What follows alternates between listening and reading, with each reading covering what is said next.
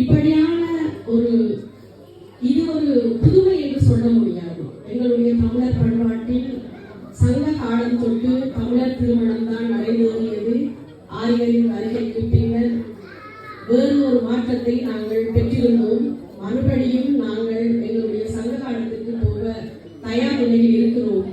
அதற்கு முன்னுதாரணமாக இங்கிருந்து தம்பதியர்கள் மணமக்கள் இருவருக்கும் என்னுடைய வாழ்த்துகள்.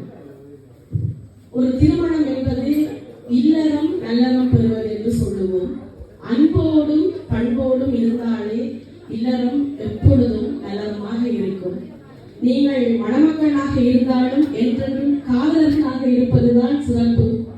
இன்று எப்படி மகிழ்வோடு இருக்கிறீர்களோ அதே போல இந்த புன்சிரிப்போடு உங்களுடைய கூட்டணியின் திருமணத்திற்கும் இருக்க வேண்டும் என்று சொல்லி நீடூழி வாழ்க வாழ்த்திக் கொண்டு நல்வா